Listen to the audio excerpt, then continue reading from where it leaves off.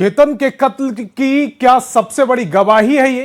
किले पर क्या हुआ था उस रोज? क्या सिया ने प्री बर्थडे पर मंगेतर के मर्डर का पूरा सच बयां कर दिया है?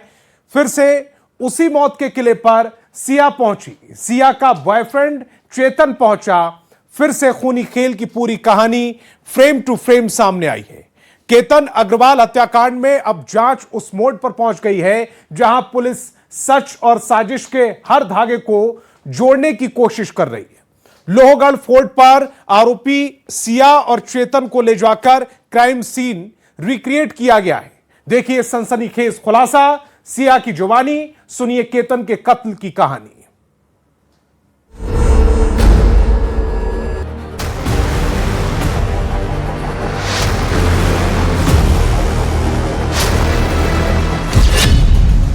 सिया की जुबानी, केतन की हत्या की कहानी।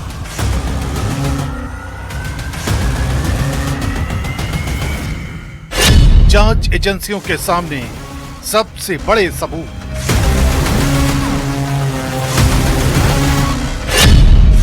सिया ने बताया 18 जून की वारदात का पूरा सच।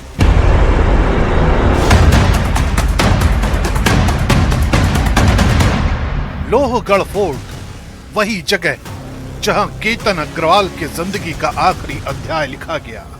रविवार सुबह पुलिस सिया को लेकर यहां पहुंची। सुरक्षा इतनी कड़ी कि पूरे फोर्ट को आम लोगों और पर्यटकों के लिए बंद कर दिया गया। जांच अधिकारियों ने आरोपियों से एक एक कदम दोहराने को कहा। पुलिस ये समझना चाहती थी कि घटनाओं का क्रम क्या था, किस जगह कौन मौजूद था और आखिर वो पल कौन सा था जब ये दोस्ती मौत की कहानी में बदल गई। हर जवाब और हर हरकत को कैमरे में रिकॉर्ड किया गया।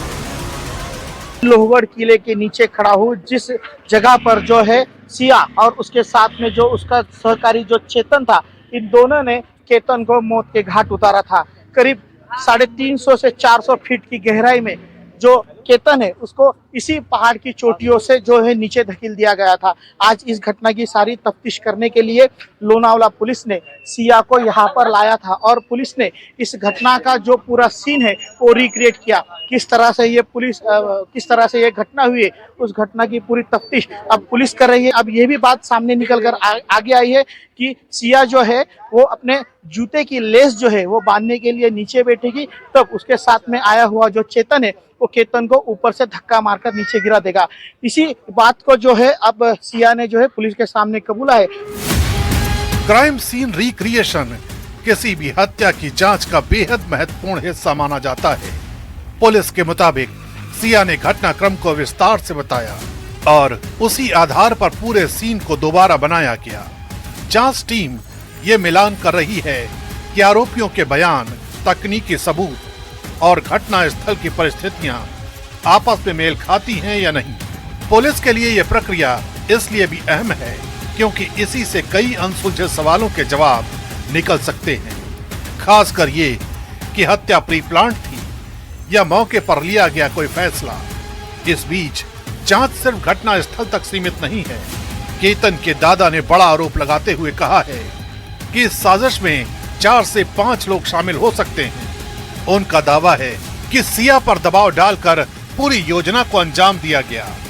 इसमें मुझे ऐसा पक्का लगता है कि बच्ची को दबाव दे के ये शादी कराने का उनका इरादा था। उसमें जो भी 4-5 जने इन्वॉल्व है उनकी भी अच्छी तरह चौकसी हो और इन दोनों को तो सजाए मौत हो, बाकी को भी अच्छी सजा मिले। दूसरी तरफ पुलिस ने भी साफ किया है कि जांच कई दिशाओं में आगे बढ़ रही है। मोबाइल फोन, डिजिटल डेटा और दूसरे सबूतों की रिपोर्ट का इंतजार किया जा रहा है। इसी कड़ी में सिया के माता पिता को भी पूछताछ के लिए बुलाया गया। आज सुबह सिया ने बताया, जैसे हम उसको वहाँ पे लेके आए और सीन रिक्रिएशन हो गया है। सिया ने बताया क्या क्या हुआ था, उस हिसाब से हमने सीन रिक्रिएट किया। उसे रिक्रिएट करने के लिए क्या प्रोसेस किया गया था? उसके लिए हमने उसी वेट का एक स्टैचू बनाया था, वो हमने किया हुआ। जांच की रफ्तार जितनी तेज हो रही है, इंसाफ की मांग भी उतनी ही बुलंद होती जा रही है। पिंपरी चिचवड़ में आयोजित कैंडल मार्च के दौरान केतन के परिवार और स्थानीय लोग भावुक हो उठे। केतन के पिता ने कहा कि वो बेटे की शादी की तैयारी कर रहे थे, लेकिन उन्हें बेटे की अर्थी उठानी पड़ गई।